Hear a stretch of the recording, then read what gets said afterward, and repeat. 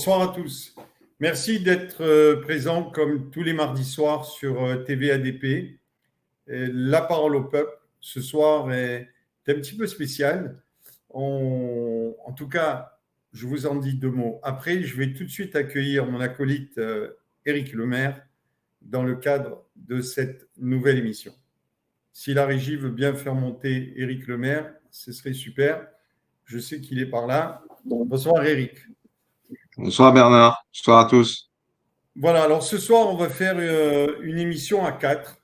On a demandé à deux magnifiques femmes qui se sont lancées dans Reconstruisons la France. On va en parler avec elles et on va les accueillir tout de suite. Je demande à Véronique Castagnède de venir nous rejoindre et à Joe aussi également. Bonsoir Véronique. Bonsoir tout le monde. Et bonsoir Joe. Bonsoir, ravi de me joindre à vous. Voilà. Alors, en deux mots, on va quand même laisser un petit peu la parole aux femmes. Donc, Véronique, rappelle-nous dans quelle commune tu es et pourquoi tu es venue dans Reconstruisons la France. Alors, je suis à Sanguinet, donc le nord des Landes, entre Arcachon et Biscarrosse. Je suis conseillère municipale de cette commune. Et voilà, donc je suis d'actualité mondiale et j'ai bien sûr envie de participer à reconstruire la France, bien évidemment. D'accord. Avec vous. Merci Véronique. Et toi, Joe, raconte-nous comment tu es arrivé dans cette aventure. Je suis bruxelloise de naissance. Française dans ma petite enfance parce que j'ai passé 6 ans à Nice, et puis j'ai bourlingué, j'ai fait différentes fonctions au sein d'institutions internationales, y compris les affaires étrangères européennes et le comité international de la Croix-Rouge. J'ai posé mes bagages en 2020, après le confinement, comme tout le monde, changement de vie. J'ai posé mes bagages dans le lieu le plus magnifique au monde, c'est Théoul-sur-Mer, comme son nom l'indique, devant la mer, pas très loin de Cannes, donc sur la Côte d'Azur. Et je suis donc de plein pied l'actualité française qui est talonnée toujours par l'activité belge. Nous sommes frères siamois pratiquement. Et évidemment, forte de mon expérience internationale et de l'amour que je porte à la France, eh bien, je ne peux que trouver cette initiative populaire voulant travailler un renouveau à la base comme prolifique et nécessaire, absolument nécessaire vu la conjoncture. Et donc voilà, je suis ravie de me joindre à vous et d'y apporter. Merci Joe. Éric, c'est quand même assez extraordinaire de voir ce nombre de femmes assez impressionnantes qui rejoignent cette organisation qui a été créée il n'y a que 3 mois, Reconstruisons la France. Et toi, nous sommes deux bons hommes là. On va être dominés par les femmes dans cette organisation. Tu en penses quoi, toi ? Écoute, dans le matriarcat, les femmes travaillent et les hommes ne travaillent pas. Moi, ça me va très bien. D'accord. J'ai une anecdote là-dessus. Il y a une société matriarcale quelque part en Chine et Mao leur avait envoyé une division d'infanterie pour les mater. Et tous les mecs de la division se sont mis avec des femmes de là-bas. Il n'a jamais revu sa division, donc c'est que ça devait bien se passer. Ouais.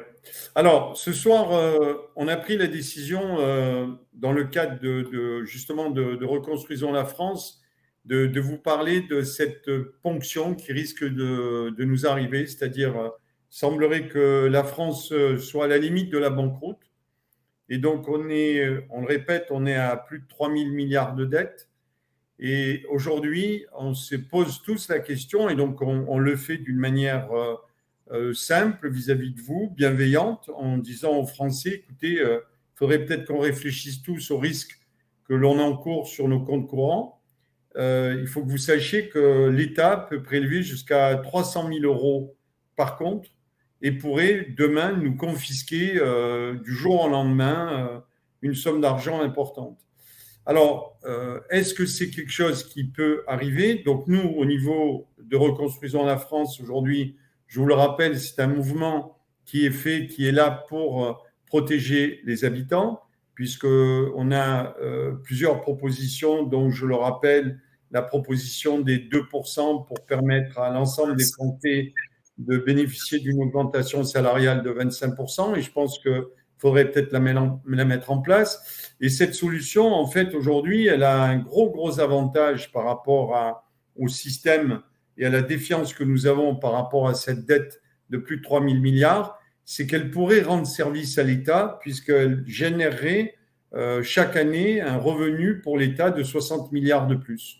Donc, vous savez que nous sommes très attachés à porter cette proposition de loi pour tous les Français. Je le rappelle, 25% d'augmentation de la masse salariale, remboursement des cotisations patronales pour toutes les PME, TPE et les commerçants, une bourse pour nos étudiants de 1 100 €, la retraite à 1 400 € pour tout le monde.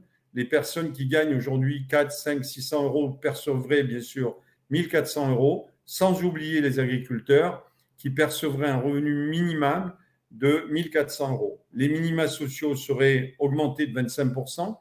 Donc, nous, on dit aujourd'hui, il faut impérativement qu'on ait votre soutien. Et pour cela, nous avons pris la décision de créer des assemblées citoyennes au sein dans tous les villages, dans toutes les communes françaises. Et il faut vraiment que vous veniez soutenir cette proposition. Donc, Eric, on travaille sur ce projet depuis plusieurs mois maintenant. Il a été finalisé, hein, c'est pas vieux, ça date de la semaine dernière. Toi qui l'as revu et corrigé, tu en penses quoi de cette proposition de 2% sur les transactions? C'est une initiative qui est tout à fait faisable et qui fait sens. En tout cas, elle fait plus sens que le millefeuille que nous avons actuellement, qui est incapable de ramener la production en France. D'accord. Alors, je le rappelle également, nous avons également un projet, une proposition de loi que l'on souhaite soumettre justement à tous les Français dans le cadre de ces assemblées citoyennes, c'est le logement, parce qu'on a un réel problème de logement en France et nous proposons de mettre en place des chalets sur des terrains agricoles non affectés. Regardez autour de vous, autour de vos communes, vous avez probablement des terrains agricoles qui sont non affectés. On propose d'y installer des chalets de 25 mètres carrés qu'ils puissent faire été et hiver, qui soient autonomes, qui permettraient d'accueillir nos jeunes dans ces chalets pour 350 € par mois. Et on a fait des sondages auprès de structures d'EHPAD en allant voir des retraités, en leur posant la question, est-ce que vous ne seriez pas heureux de venir vivre dans un chalet de 25 mètres carrés, dans un village intergénérationnel, au milieu de jeunes, avec des jardins partagés, des potagers, des poulaillers? Eh bien, écoutez, on a reçu un avis vraiment favorable. Et puis, la troisième solution qui nous tient à cœur, véritablement, c'est les femmes. Les femmes, pourquoi? Parce qu'aujourd'hui, on se rend compte que dans beaucoup de familles, les femmes ont des difficultés parfois à survivre parce qu'elles ont, au début de leur vie, choisi d'élever leurs enfants. Et puis arrive le drame familial, la séparation.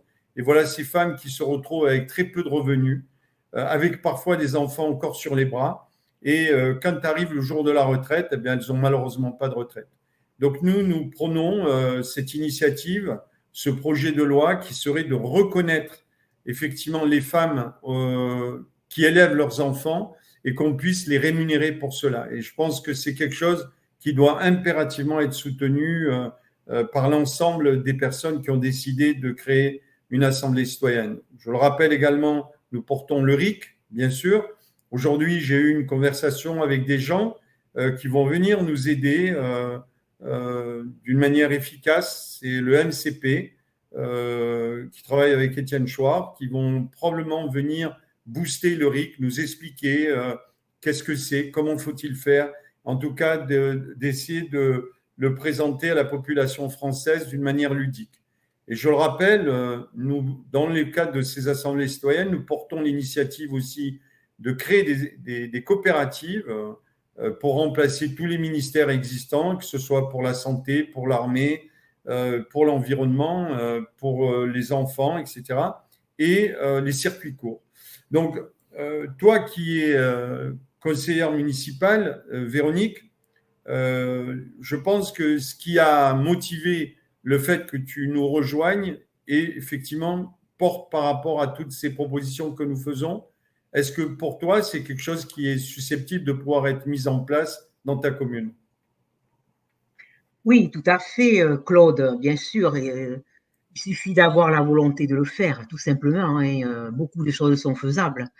Il y a beaucoup de logements vacants dont l'État doit s'occuper maintenant. Il y a voilà, de plus en plus de façon de résidences secondaires. Il y a de plus en plus de gens qui investissent ici pour faire du Airbnb au lieu de faire du logement pour les gens. C'est ça aussi le problème avec ces Airbnb. Je vois dans les grandes villes, ils ont chassé les étudiants de leur petit logement pour faire du Airbnb. Et les étudiants ont de plus en plus de mal encore à se loger. Donc, on aura beau construire, construire, construire, si on n'arrête pas quand même ce Airbnb des gens qui investissent, voilà, qui mettent leur argent là-dedans. Mais c'est pas pour les gens au quotidien. Voilà. Ça, c'est un problème qui se pose dans beaucoup de communes touristiques et de grandes villes. Donc, le logement, il y a de quoi faire. Les passoires thermiques dont on nous parle depuis 20 ans, voire 30 ans maintenant, pour ceux qui étaient déjà bien informés. Bon, mais depuis le temps, ça aurait dû être réglé, tout ça. Voilà. Ensuite, les circuits courts, bon, ça s'est développé quand même aussi depuis 30 ans. Il y a de beaux exemples d'épiceries coopératives qui se sont créées ces 30 dernières années. Les maraîchers bio des jeunes de la ville qui veulent changer complètement de style de vie et qui se reconvertissent donc dans le maraîchage, les AMAP, etc. Tout ça, ça existe depuis longtemps. Ce qu'il faut effectivement, c'est retrouver une vie naturelle, vers les lois naturelles. Hein. Il y a des hommes, il y a des femmes, c'est la loi naturelle. Il y a de l'énergie partout. Il faut que l'humanité prenne conscience de ce qu'elle est en réalité, parce que on nous a tellement dévalorisé, menti. Vous voyez bien comment ce gouvernement nous traite, et ça fait longtemps que ça dure. Hein. Donc, il faut que l'humanité se réaccapare ses propres pouvoirs. Il faut que les gens prennent confiance en eux, aillent les uns vers les autres. C'est en train de se faire, c'est en train de se faire. Moi, je le vois autour de moi. Et voilà, et ça va se faire. Donc, nous, reconstruisons la France. On est dans toutes les communes et on va apporter des choses aux gens, des informations. Et puis, on va récupérer aussi des informations. Comment ils se sentent dans leur commune, qu'est-ce qui va moins bien, qu'est-ce qu'on peut faire. Voilà, autrefois, on n'avait pas autant de technologie, mais on vivait bien. Hein. Contrairement à ce qu'on nous dit aujourd'hui, on était beaucoup plus heureux. Et moi qui ai 60 ans bientôt, je sais que la vie était bien meilleure avant. Voilà. Donc, il faut sortir de toute cette superficialité de la technologie, parce qu'ils nous tiennent avec la technologie qui existe depuis longtemps, hein, pour ceux qui sont informés. Voilà, on nous a caché certaines technologies que l'on nous ressort maintenant, bien sûr, en nous faisant payer. Donc, on va sortir de tout ça, hein, on va sortir de toute cette merde, ce bullshit. Hein. On va sortir de là. Donc, il faut se préparer à ça et donc reconstruisons la France est là pour ça avec les assemblées citoyennes dans toutes les communes de France et de Navarre. Voilà. Donc, tout ça, c'est faisable, bien évidemment, et nous allons le faire. Alors, je reviendrai là-dessus. Joe, toi? Je crois qu'une des bonnes nouvelles de la banqueroute annoncée de la France, c'est qu'en fait, ce mouvement de collectivité, de rassemblement de la volonté populaire n'ira qu'en s'amplifiant, parce que tant qu'on nage dans un petit bonheur douillet, ou qu'on a son petit compte en banque qui ne régresse pas trop rapidement, on ne change pas à bouleverser la donne. Mais quand le loup approche, on se dit, ah là là, il est peut-être temps de penser à la bergerie. Et je pense donc qu'il y a ce mouvement contraire. À la fois, il y a quelque chose de très dangereux qui s'approche de nous, qui est apporté également par la guerre qui est à nos portes. Et en même temps, il y a ce réveil, je crois, véritablement des gens, du plus simple au plus intellectuel, etc., qui se rendent compte qu'il y a quelque chose qui est en dérive et qui donc faut reprendre la main. Alors le tout, c'est évidemment d'y arriver à temps. Et c'est pour ça que le bouche à oreille, qui reste toujours le meilleur marketing, est hyper important. Et c'est pour ça que ce genre d'émission est hyper importante. Parce qu'il faut que le message passe. Non, nous ne sommes pas damnés à subir les affres des financiers et les banqueroutes des États, etc., parce qu'ils ne savent pas nous gérer. Non, il n'y a pas un ordre inéluctable qui nous amène au pire. Il faut absolument croire justement à la possibilité de l'humain. C'est la force de rassemblement qui a fait toujours tout, qui a tout bouleversé dans les histoires, qui a bouleversé la France au moment où il fallait une révolution, qui a amené la Révolution française, qui a fait boule de neige partout ailleurs dans le monde. Donc on est à ce moment vraiment de tectonique des plaques où soit on bouge, on oscille vers un bon sens et le pouvoir populaire reprend la main et va à l'encontre des dérives autoritaires, ou non. De même que dans notre avenir, on aura un rôle éminemment important, tu parlais de technologie, à savoir si on va éviter la dérive technologique avec l'intelligence artificielle qui est exponentielle comme on ne l'a jamais vu dans l'histoire de l'humanité. On saura juguler cette force, en faire une force positive, ou bien justement les autorités, les règles de concurrence laisseront libre cours à cette explosion d'intelligence artificielle au risque de se faire dominer par elle. Quand on sait que le QI de Einstein était 150 et que à quelques années d'ici, on estime que les robots humanoïdes ou l'intelligence artificielle atteindra 1600. Donc voilà, ça donne un peu un degré de ce qui nous attend. Donc oui, par rapport à tous ces dangers qui nous guettent, le plus immédiat étant évidemment une banqueroute financière de la France, évidemment que la seule réponse possible, c'est dans ces efforts de collectivité et d'alliance des peuples. Je dis alliance des peuples parce qu'il y a l'alliance du peuple français, mais il y a l'alliance des peuples, notamment européens, parce qu'il ne faut pas croire que c'est un phénomène isolé. L'Europe, partout, va mal. Et chaque pays, je pense, est en train de se former, enfin la base, voilà, la base est en train de réagir, de se former, et j'espère que des alliances se feront qui seront au-delà des frontières. Oui, Eric, tu penses la même chose? Je pense surtout qu'on nous a expliqué que les dissidents, les gilets jaunes, les gens qui voulaient Éric, étaient en gros des piliers de bar qui étaient allés sur des ronds-points. Bon, là, on a bien vu, hein, on a des chefs d'entreprise, on a des élus, on a des assistants parlementaires, on a des gens qui ont des carrières internationales, on est vraiment. Et vous voyez, avant-hier, Macron a raconté que les taxes sur essence servaient à financer la transition écologique. Elles sont là depuis 50 ans. Je ne crois pas qu'on ait transitionné grand-chose depuis 50 ans. Donc, entre les billevesées qu'il nous a raconté dimanche soir et ce qu'on vient de dire là, je pense que l'écart est parfaitement visible et je crois qu'on est tout à fait dans le sens de l'histoire. C'est ça. Et c'est incroyable. Alors, on va revenir un petit peu à la banqueroute de la France et on sait que la dette est préoccupante, elle est dramatique. Eric, est-ce que tu penses qu'il y a une possibilité pour Elisabeth Borne d'aller chercher l'argent sur le compte courant des Français ou en tout cas l'assurance vie? Tu m'as plus ou moins dirigé vers l'assurance vie. Pourquoi?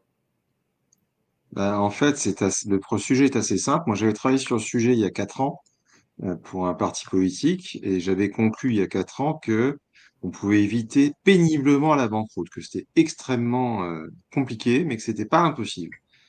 Bon, 4 ans plus tard, 600 milliards de dettes plus tard, un effondrement de la production plus tard, je vois pas par quel miracle on y échapperait. Pour une raison toute simple, on a 3000 milliards de dettes. Cette dette, on la roule, c'est-à-dire qu'on remplace de la vieille dette par de la nouvelle dette. Et les taux d'intérêt sont aujourd'hui à 3% pour la 4, France, 4. en moyenne. On souscrit encore à 3,80 actuellement. Donc, mais ça monte. Donc, mettons 4 pour être gentil. Une fois que la dette aura été entièrement roulée, c'est-à-dire entièrement renouvelée, on va payer 140 milliards d'euros d'intérêts par an. 140 milliards d'euros, c'est la moitié des impôts. Donc, on peut pas. Voilà, fin de l'histoire. Donc, tôt ou tard, l'État va être dans une situation compliquée. Donc, quand l'État est dans une situation compliquée, il n'y a pas 25 milliards de solutions. Soit on se finance en faisant un ratchet, comme l'a fait Chypre il y a quelques années, et c'est pas pour ça que les gens sont partis de Chypre. C'est-à-dire on pique de l'argent aux gens sur un ou plusieurs types de comptes. Soit on met en place, soit on fait ce qu'a fait l'Argentine, c'est-à-dire on ferme les frontières, on met un contrôle d'échange et on oblige les gens à ne plus rien consommer. Et en gros, tout l'argent sert à payer la dette extérieure. Voilà, il y a que deux solutions, il n'y en a pas 28. Donc il est probable qu'on choisira la solution du ratchet. Et en France, il y a différents types de comptes. Euh, il est évident qu'on ne va pas aller prélever sur la caisse d'épargne. La caisse d'épargne, elle sert à financer le logement social. Donc, il y a certains comptes sur lesquels on ne va pas prélever en priorité. Et donc, le placement le plus logique à prélever, c'est l'assurance vie, parce que c'est là que c'est le plus facile. Parce que si vous prélevez sur le compte en banque des Français, bon, d'abord, il y en a plein qui n'ont pas d'argent. Moi, j'ai une anecdote marrante là-dessus. J'ai vécu un déjeuner familial en Russie après la faillite d'une banque russe. Ils faisaient tous la gueule, sauf un. Et alors, à un moment, on lui dit, mais pourquoi tu te bidonnes, toi? Et l'autre dit, bah, moi, je t'ai déjà fauché, donc j'ai rien perdu. Donc, on est quand même nombreux à être fauchés. Donc, le gouvernement, il va pas aller s'amuser, par exemple, à prélever sur le compte des entreprises, parce que si les entreprises arrêtent leur activité, il n'y a plus d'impôts. Donc, il y a plein de trucs qu'on n'a pas intérêt à toucher, parce que ça serait la catastrophe. Tandis que l'assurance vie, elle n'appartient qu'à des Français. Il n'y a pas d'étrangers, d'investisseurs, de machins, de trucs de bidule. Elle n'appartient qu'à des Français. Et en plus, c'est une épargne de moyen terme. C'est-à-dire, les Français, ils y touchent pas tous les jours. Donc, s'ils rachètent ça, bon, c'est mauvais pour le gouvernement, hein, évidemment, c'est très mauvais. Mais c'est moins mauvais que plein d'autres trucs. Voilà pourquoi je pense que ça tomberait plutôt là-dessus. Et je suis confirmé là-dedans par ce qu'a dit la loi Sapin qui a été faite il y a une dizaine d'années, qui va quand même pas mal dans la direction de cette idée-là. Et il faut pas croire que ça arrive pas. Des banques qui font faillite aux États-Unis, ça arrive tout le temps. Chypre, ils en ont fait un, Ratchet. Tous les jours, il y a des pays qui ont des systèmes de retraite par capitalisation. Quand l'entreprise fait faillite, il n'y a plus de retraite. Donc, des incidents comme ça arrive tout le temps. Nous, on a pris l'habitude d'être un pays riche qui honore toujours ses dettes. Ça fait 70 ans qu'on fait ça, sauf qu'on les a tellement honorés qu'on a une telle montagne qu'on n'arrive plus à la payer. Et comme on est en pleine récession, que la population est en train de se réduire, que le nombre de retraités augmente de plus en plus, on ne voit pas par quel miracle on réussirait à tolérer un quadruplement du coût de la dette. Et dans ce cas-là, il n'y a que deux solutions. Et à mon avis, la moins douloureuse, c'est d'aller piquer sur des placements de moyen terme. Et quand on ajoute à ça le fait que la nouvelle loi de programmation militaire rajoute 413 milliards aux dépenses publiques, qu'il faudra bien les trouver d'une façon ou d'une autre, même s'il y a, enfin, il y a 400 milliards, je pense, qui vont directement passer à la dette, et les 13 milliards vont retomber d'une façon ou d'une autre sur les Français. Et ajouter à ça qu'il y a la crise pétrolière, la crise énergétique, et que l'énergie pas chère grâce à l'uranium aux centrales nucléaires françaises va quand même être un petit peu mise à mal, d'autant plus que son cinquième fournisseur, le Niger, qui lui assurait quand même 15% de son apport, va peut-être couper tout simplement les ponts avec la France. Enfin, tout ça mis ensemble fait que voilà, il y a des tas de factures qui vont devoir tomber. Il faut relancer les réacteurs nucléaires de 40 à 50 ans, coût 50 milliards. Donc 413 milliards, ça veut dire 2% du PIB. Et ça, d'ailleurs, c'était une volonté de l'OTAN, c'est une volonté européenne. Donc la France ne fait que s'aligner sur la volonté otanesque et européenne. Mais donc 413 milliards par-ci, 50 milliards par-là, etc. Donc c'est vrai qu'il faut absolument, tu parlais de roulement de la dette, il faut déjà prévoir de façon urgente d'écouler d'une façon ou d'une autre cette dette parce qu'il y en a une autre qui s'annonce. Sans compter que on est quand même dans une dérive guerrière très, très, très, très menaçante, et que dans cette loi de programmation militaire, il y a une petite astuce qui dit en cas d'insuffisance, il y aurait de nouvelles lois de finances des intérêts de défense. Donc tout ça, voilà, laisse penser qu'il y a vraiment urgence à résoudre ce problème de la dette assez rapidement. Alors, on a effectivement, aujourd'hui, on a la possibilité de lancer justement cette initiative. On n'entend plus le micro. Micro, Bernard, micro. On a aujourd'hui cette solution de financer une partie de la dette avec les 2%, Eric, puisque si on augmentait, bien sûr, vous imaginez, si on augmentait la masse de tous les salariés de 25%, on augmenterait le PIB de 20% et ça permettra à l'État d'engranger 60 milliards d'euros supplémentaires en termes de TVA. Donc, je pense que peut-être que avant de passer à la banqueroute, on pourrait peut-être rassurer tous les marchés financiers en disant, écoutez, on a une solution, elle est pérenne, elle est sûre, elle peut être mise en place, on ferait plaisir à tout le monde, toutes les familles françaises seraient impactées par la solution des 2% sur les transactions financières scripturales et on réglerait le problème de la dette. Donc pourquoi est-ce qu'on ne pourrait pas arriver à imposer cette solution, Eric? Pour une raison toute simple, c'est que moi j'ai fait des calculs en 2019 en disant qu'il fallait agir, que le gouvernement allait dans une direction qui n'était pas trop mauvaise à l'époque. Bon, elle était mauvaise, mais elle n'était pas trop mauvaise. Et le résultat, c'est que 3 ans plus tard, on a 600 milliards de dettes. Alors, le temps que les assemblées citoyennes arrivent au pouvoir dans les villes et qu'on change quelque chose, il aura tout fini de ravager, hein. Donc, bien sûr que c'est ce qu'il faut faire, mais c'est pas sûr que ça nous évite la catastrophe. Alors, je me rends compte que j'ai oublié la troisième hypothèse, qui va pas tellement plus vous plaire que les autres. Mais la troisième hypothèse, c'est l'hypothèse à la russe ou à la grecque, qui ont connu des effondrements de type 3 et 4, qui consiste à dire, bon, bah, les gars, bah, les salaires des retraités, les pensions des retraités fonctionnaires, bah, on les baisse de 30%, et les salaires de fonctionnaires, on les baisse de 15% tout de suite. Voilà. Ça marche aussi. Par exemple, dans le budget de la gendarmerie, je crois que c'est 5 milliards d'euros. Il y en a la moitié pour les retraités. Donc, si on les rachète, on divise par deux, bah, on économise 2 milliards d'euros tout de suite. OK, bah, c'est formidable. Bah, évidemment, on casse l'économie, hein, mais quand on est fichu. Et alors, il faut savoir que cette solution a été envisagée en 2009, lorsque la dette française commençait à devenir très, très, très, très chère. Nicolas Sarkozy et Christine Lagarde ont très sérieusement envisagé de réduire de 5% le point d'indice des fonctionnaires pendant quelques mois. Ça a été très sérieusement envisagé, ils ont failli le faire. Ils avaient envisagé aussi les assurances vie, donc ils avaient envisagé plusieurs solutions, et il n'y a que la normalisation par l'injection des 2000 milliards de dollars par les États-Unis dans leur banque qui a permis d'éviter ça, de le repousser. Et maintenant, on arrive au bout de cette logique parce qu'on a cramé tout l'argent magique qu'on pouvait cramer, et maintenant, plus personne ne croit à nos promesses.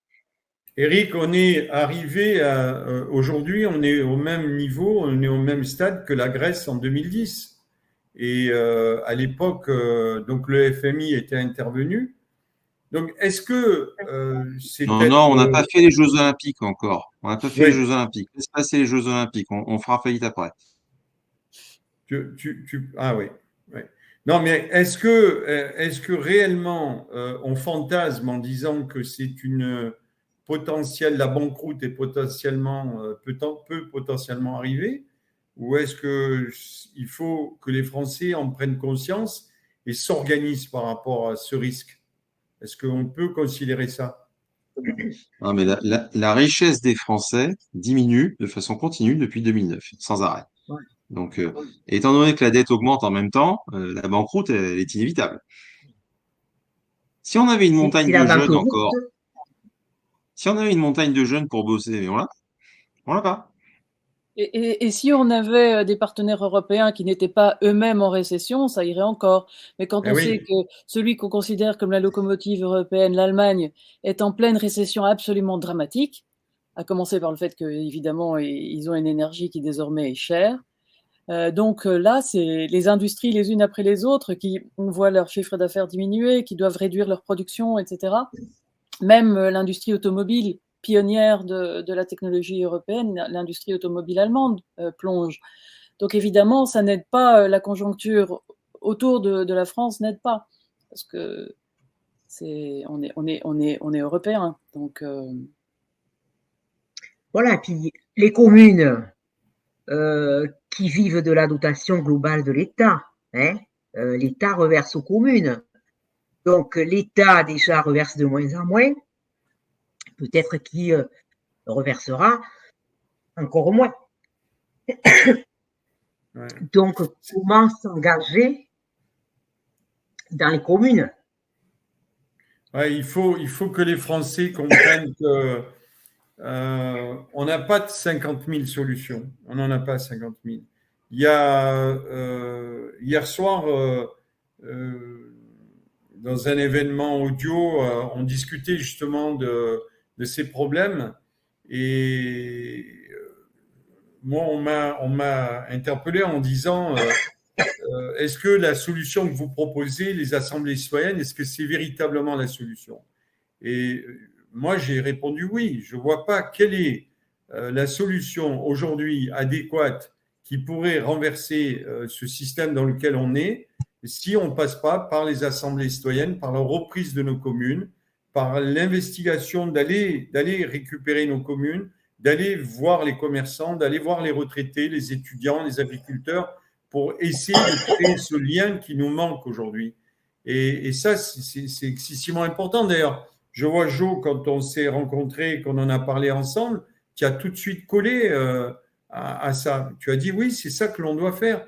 Donc, oui, je pense aussi qu'il n'y a pas d'alternative parce qu'en fait, on assiste aujourd'hui, je crois, à une collision d'oppositions différentes. Il y a d'un côté une élite ou des élites mondialistes qui sont liées à l'expansion des firmes planétaires et à l'expansion des flux de finances et qui veulent se préserver, quoi qu'il en coûte. Et ils vont s'organiser pour ça. Façon anecdotique, très récemment, j'ai vu que Cambridge, l'université de Cambridge, va organiser un cours pour les super riches pour leur donner les outils de conserver le pouvoir pour le 21e siècle. Donc ça veut tout dire, voilà. Donc d'un côté, il y a ce bloc-là, et si on n'y oppose pas de l'autre la masse, la volonté populaire, eh bien, ça n'ira pas. Et donc, c'est une course contre la montre. Il faut que les gens s'assemblent, qu'ils se rendent compte qu'il y a une alternative, parce que souvent les gens baissent les bras parce qu'ils se disent, bah oui, mais que peut-on faire? Alors ils vont se faire laisser plumer parce qu'ils vont se dire, bah c'est la loi. Que peut-on faire contre la loi? Mais donc voilà, c'est important c'est pour ça de faire passer le message, d'utiliser ces canaux de communication qui sont à notre portée pour faire passer le message. Il y a de l'espoir, il y a de la volonté, il y a une resurgence volontaire des collectivités. Il faut leur faire confiance. Donc c'est ça et c'est la seule solution, je n'en vois pas d'autre. Parce qu'on a essayé de changer, on peut changer de régime, on peut changer de ministre ou de président, mais on voit bien que ça ne change pas. C'est au contraire un système qui se durcit. Il se durcit en France, il se durcit en Belgique, il se durcit partout ailleurs, il se durcit aux États-Unis.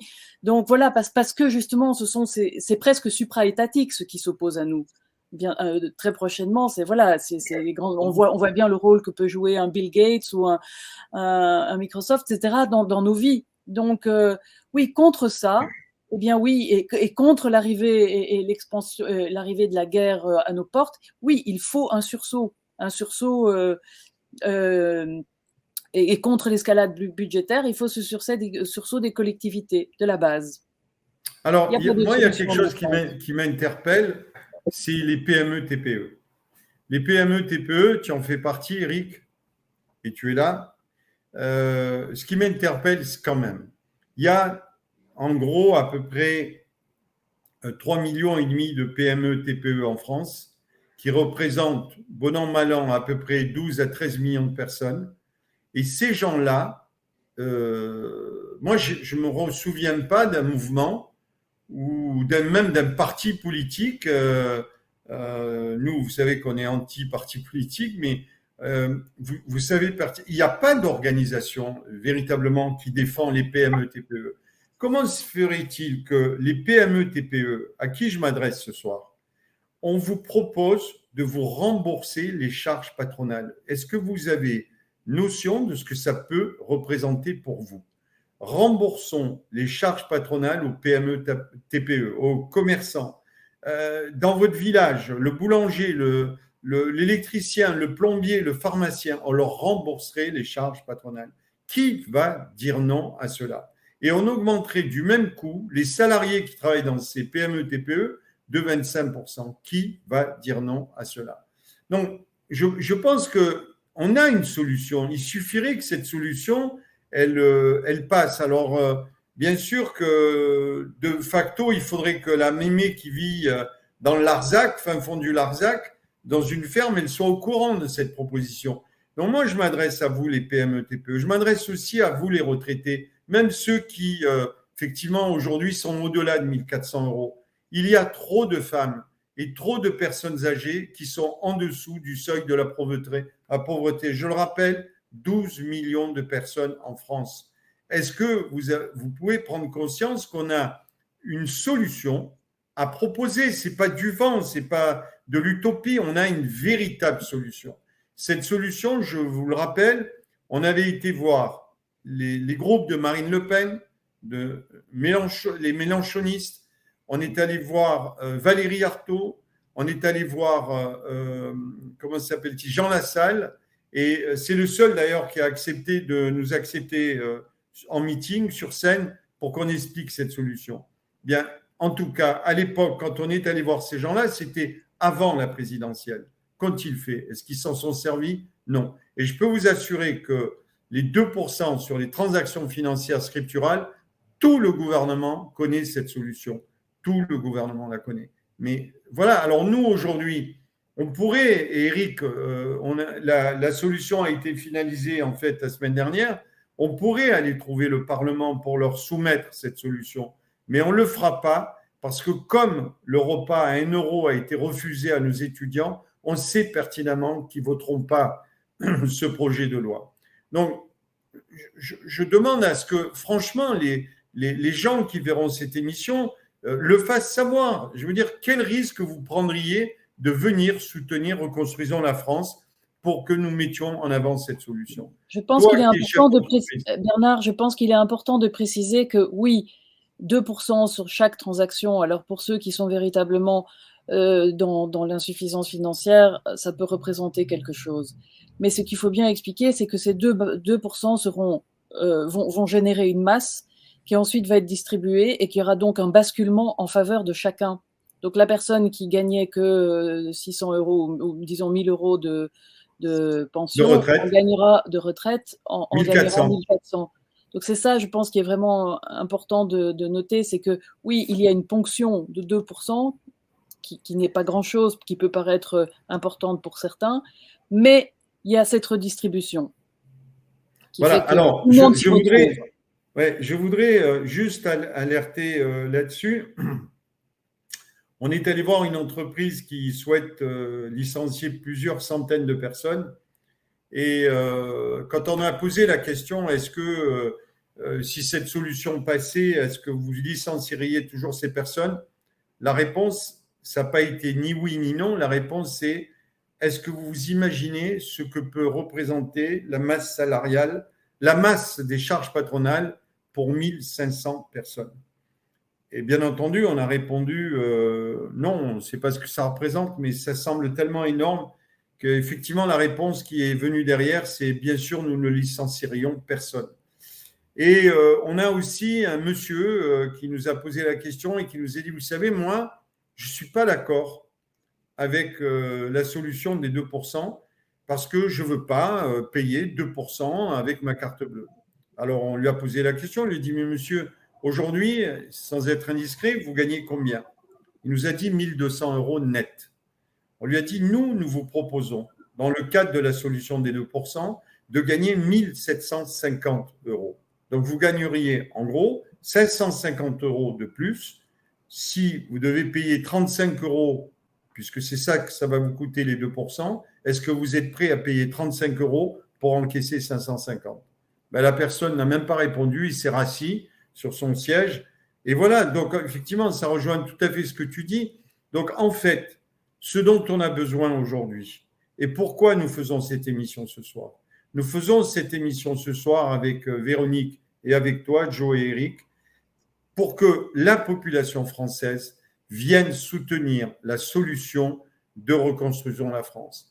Parce qu'il n'y a que vous qui pourrez vous sortir, je vais reprendre ton terme tout à l'heure, Véronique, de la merde dans laquelle nous sommes aujourd'hui. Il n'y a que vous. C'est ni un parti politique, ni une femme, ni un homme qui changera les choses. C'est seulement la population française qui… Alors effectivement, vous allez me dire, vous êtes dans votre étreinte quotidien aujourd'hui, vous avez vos préoccupations, vous avez votre job, vous n'avez peut-être pas de temps à venir nous aider. Mais si vous preniez un peu de temps de votre vie pour l'avenir de vos enfants, croyez-moi, c'est quelque chose de possible. Je vous assure, c'est possible. En plus, je le répète tout le temps, cette solution des 2% sur laquelle je m'évertue chaque semaine à vous amener dans Reconstruisons la France pour venir soutenir ce point de vue-là, c'est une solution universelle.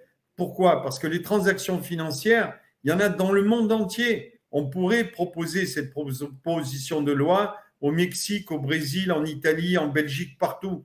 Donc, on rendrait service au monde entier. Donc voilà, je pense, et franchement, on a revérifié tous nos calculs, n'est-ce pas, Eric ? Et on dit la solution, elle est ferme et définitive. Tu peux le reconfirmer, s'il te plaît ? En fait, oui, pardon.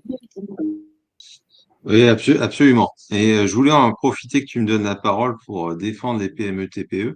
Il y a quand même des trucs qu'elles font, c'est la désobéissance passive. Je peux t'assurer que quand les masques étaient obligatoires, dans les grandes entreprises, c'était le bal des masques. Je peux t'assurer que dans les TPE, PME, si on était à 30% de port, c'était bien le maximum, hein. Et chez moi, c'était plutôt zéro que 30. Mais bon, bref. Donc, il y a beaucoup de résistance passive.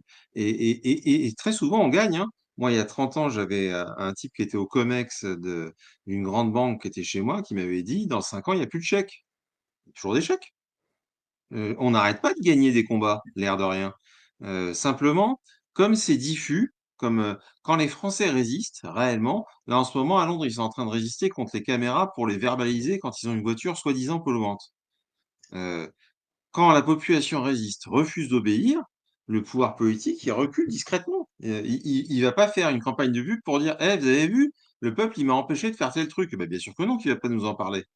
Et vous allez voir, à mon avis, la vaccination garde d'asile, ça va pas faire un super carton. Mais bon, je me trompe peut-être. Les Et 2%, par je fais des rapport à la calculs. vaccination, il y a à peu près 6 000 entreprises financées par les grands groupes, à commencer par la Bill and Melinda Gates Foundation, 6 000 groupuscules qui planchent sur les façons d'encourager les gens à se faire vacciner. Donc il y a vraiment un rouleau compresseur qui est en train de se mettre en place pour la nouvelle pandémie. Je dis bien pandémie qui se prépare. Donc voilà. Eric, comment pourrions-nous, franchement, il n'y a jamais eu une révolution des PME-TPE, une révolution bien entendu pacifique, mais comment pourrions-nous dire aux PME-TPE, venez soutenir Reconstruisons la France pour que l'on vous rembourse les charges patronales ? Qu'est-ce qu'il faudrait que l'on fasse pour qu'ils se sortent de leurs entreprises et qu'ils viennent soutenir cette solution ? Que doit-on faire ? Bah, bien sûr que si, qu'il y a eu des révolutions. Je vais donner un exemple. Quand le gouvernement a réduit les charges pour les dépenses de personnel à domicile, qu'est-ce qui s'est passé? Ben, il y a plein de gens qui travaillaient au noir qui sont devenus officiels. Donc bien sûr que si, il y a une résistance massive, évidemment. Donc quand les impôts deviennent trop importants, le travail s'évapore. Voilà, c'est tout. Quand le gouvernement, par exemple, décide qu'il faut acheter des voitures électriques et que toutes les voitures électriques, toutes les batteries sont fabriquées en Chine, bah, le travail pour fabriquer des voitures en France, il s'évapore parce que ça n'a plus aucun sens de travailler en France. Donc, il y a une adaptabilité permanente du tissu. Au contraire, elle existe. Et les gens, ils s'en vont. Il y a énormément chez Facebook, la plupart des cadres à l'innovation sont français. Chez Tesla, la plupart des cadres à l'innovation sont français. Donc, tu as plein de gens qui innovent, qui ont voté avec leurs pieds, qui ont fichu le camp du pays. Donc, si, les gens réagissent. Et ça finit par obliger les politiques à réagir parce que si toute leur base fiche le camp, ça le fait pas.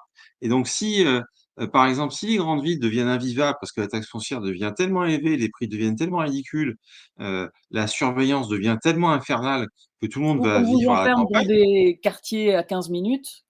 c'est ça. Et ben, tu vas voir qu'au bout d'un moment, les grandes villes elles vont être obligées de se calmer, hein. Et je pense que Paris, ça va pas tarder à lui arriver.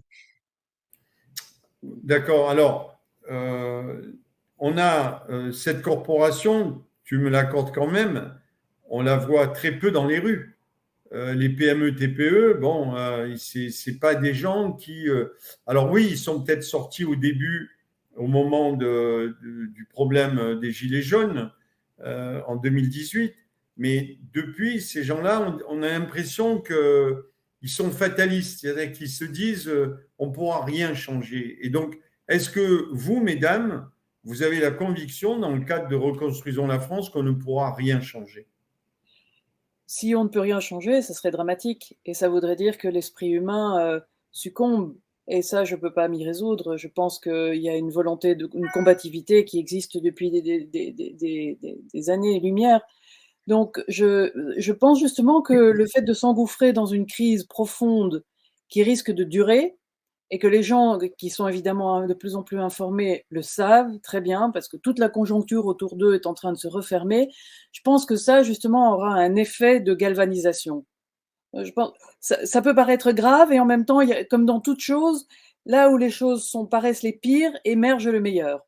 Et donc, moi, j'ai le profond espoir que, justement, à l'occasion de toutes ces crises annoncées, les gens aient un sursaut et se disent non. Et justement, après, ce qu'il faut expliquer, c'est que les 2%, ça n'est pas le Père Noël. Parce que beaucoup de gens pourraient se dire, ben, ça a l'air trop beau pour être vrai, non, évidemment, et puis on va s'opposer à quelque chose d'institutionnel, c'est pas possible. Donc, on est peut-être trop enfermé dans l'idée du non possible parce qu'on est habitué à une structure et que ces 2% prennent la tangente par rapport à cette structure, à ces ordres établis. C'est une idée novatrice. Le simple fait qu'elle soit transportable n'importe où ailleurs dans le monde prouve que c'est une idée qui est différente. Donc, en fait, c'est vraiment convaincre de quelque chose d'utile et de faisable, même si ça a l'air trop beau pour être vrai. Oui, c'est pas le Père Noël, effectivement, tu as tout à fait raison. D'ailleurs,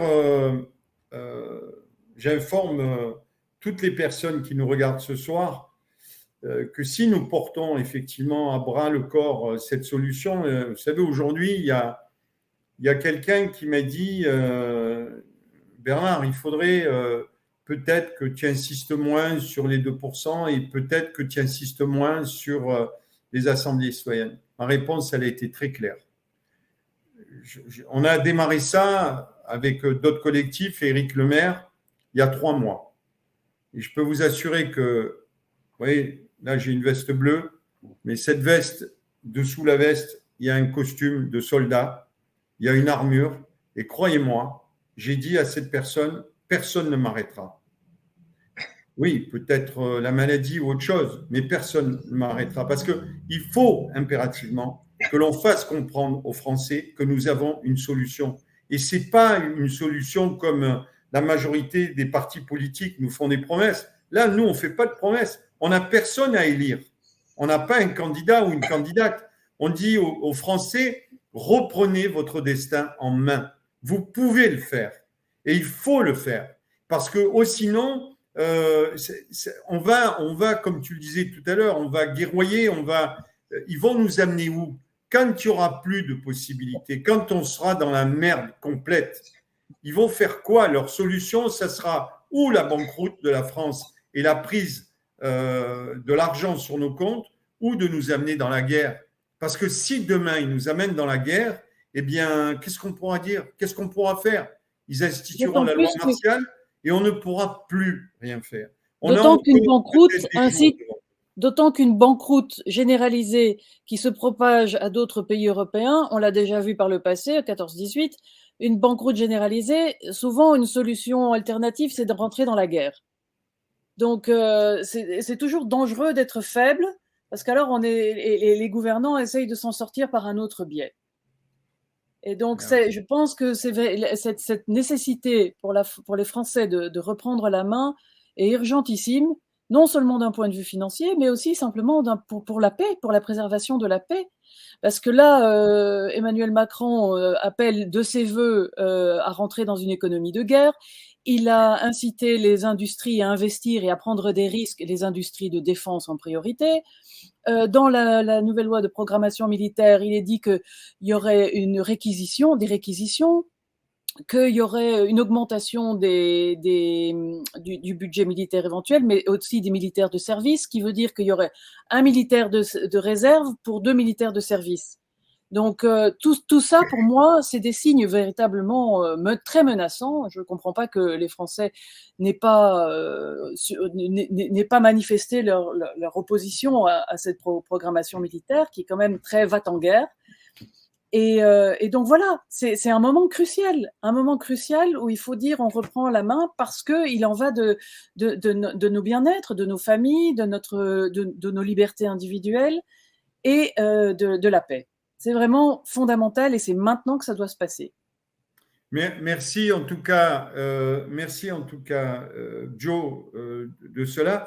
Il nous reste 5 petites minutes et je voudrais accorder ces 5 petites minutes, s'il est d'accord. J'interpelle notre directeur de chaîne, Eric Montana, parce que c'est un homme d'exception, c'est un homme qui se bat.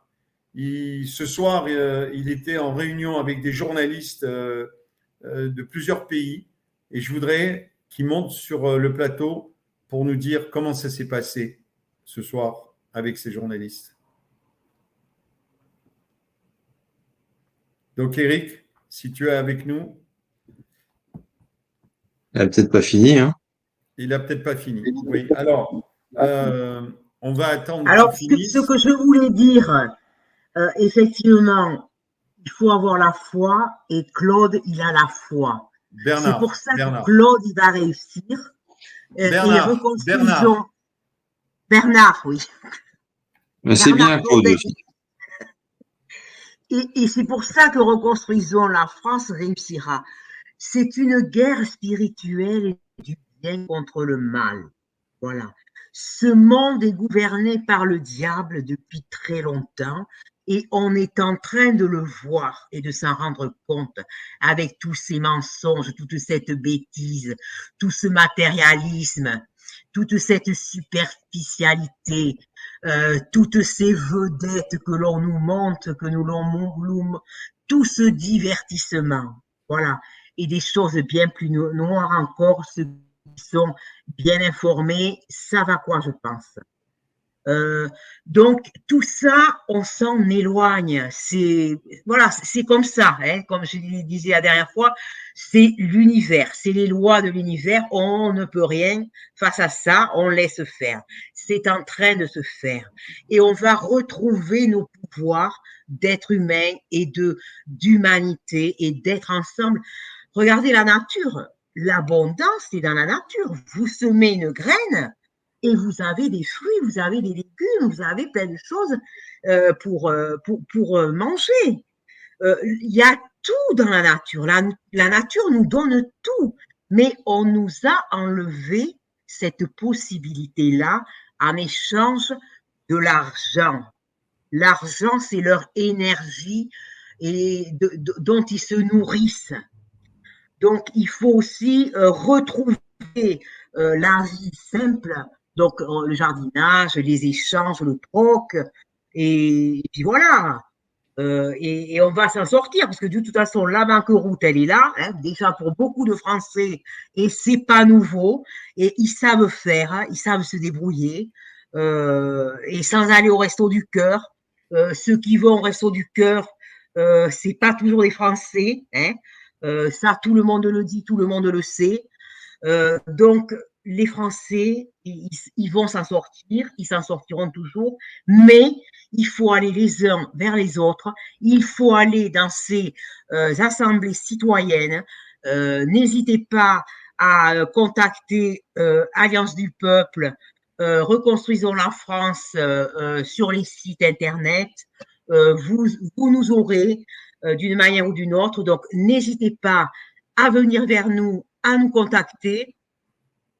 On vous enverra vers des gens qui ont des assemblées citoyennes, qui font partie d'assemblées citoyennes autour de chez vous, et ça fera boule de neige, et c'est comme ça qu'on va réussir, le peuple français réuni, à se sortir de cette merde macronienne. Voilà, à toi Eric. Merci Eric de nous rejoindre. Donc ce soir, c'était une émission un petit peu écartée de la technique, mais tu as passé du temps avec des journalistes. Tu mènes un combat très important. Est-ce que tu pourrais nous dire un petit peu qu'est-ce qui s'est passé ce soir avec les journalistes?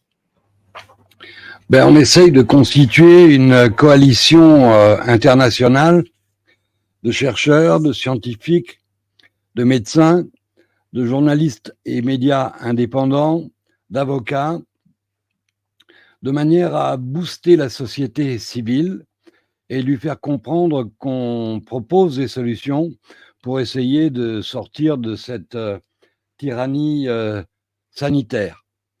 Je constate avec plaisir que partout en Europe, les journalistes indépendants ont la même préoccupation, ont la même analyse de la situation et les mêmes objectifs.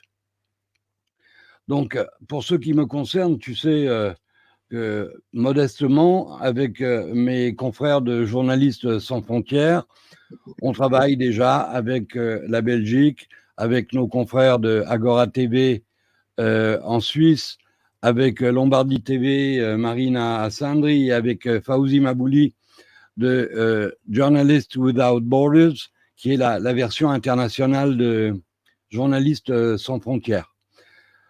Nous faisons tous le même constat. Nous considérons qu'il est temps d'agir, puisque maintenant on a toutes les preuves que nous sommes victimes d'une opération criminelle dans laquelle les gouvernements sont impliqués, sont complices, et que nous ne pouvons pas assister au génocide lent de la race humaine, puisque il faut être très attentif aux déclarations de Klaus Schwab et Yuval Noah Harari, qui a déclaré il y a quelques semaines que les peuples doivent céder leur souveraineté aux élites, sinon ils disparaîtront. C'est une menace claire et explicite. Il n'est pas question qu'on laisse ces fous continuer à piloter le monde. Donc, on va essayer par le biais du droit international, bien que chacun de vous connaisse mes positions. Moi, j'ai plutôt abordé la maxime de Staline qui dit que le pouvoir est au bout du fusil. Mais en attendant que le pouvoir soit au bout du fusil, on va essayer d'exploiter toutes les voies de droit possibles et imaginables et constituer une coalition internationale. Je vous annonce que nos amis américains et nos amis canadiens veulent faire partie de ce collectif piloté par le professeur Joseph Trito et Astrid Suckelberger, qui tous les deux ont la particularité de venir du ventre de la bête, puisque le professeur Trito est une sommité mondiale. Il est président de la World Academy of Biomedical Sciences and Technologies. Il vient de l'ONU et de l'UNESCO. Astrid Stuckelberger vient de l'OMS et de l'ONU. S'il y a deux personnes qui sont qualifiées pour piloter un projet international de ce type, ce sont ces deux personnes-là. Et ces deux personnes-là font le même constat que beaucoup d'entre nous. Nous sommes arrivés au bout de ce qui est supportable. Donc, il faut mobiliser massivement la société civile, parce qu'il n'y a qu'en nous unissant tous ensemble, en unissant toutes les forces, qu'on arrivera peut-être à faire entendre la voix des peuples. Merci Eric de ce témoignage.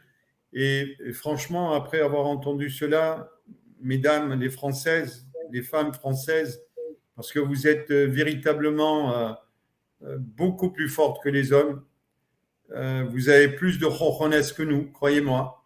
Vous êtes efficaces, les femmes. Vous mettez des enfants au monde, c'est peut-être ce qui vous donne cette force.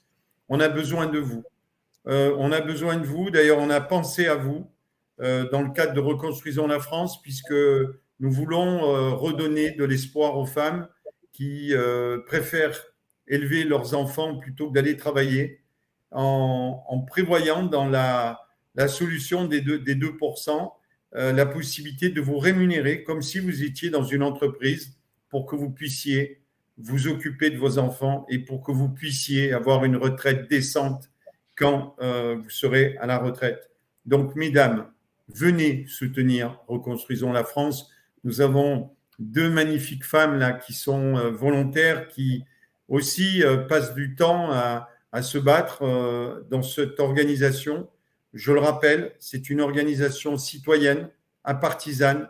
On n'a pas de candidat, on n'a pas de candidat non plus. On est juste des citoyens comme vous et moi qui avons décidé de reprendre notre destin en main pour l'avenir de nos enfants. En tout cas, merci d'avoir participé à cette émission, Véronique. Merci Éric Lemaire, merci Éric Montana et merci Joe qui vient d'arriver. Bonne chance Joe dans l'équipe de Reconstruisons la France. Je sais que tu as un projet. Pourquoi pas de créer une émission avec Éric Montana, en tout cas d'y participer. Tu as un projet aussi de créer une émission sur l'immobilier sur TV-ADP. Ben, écoute, c'est magnifique et je vous dis à mardi prochain. Mardi.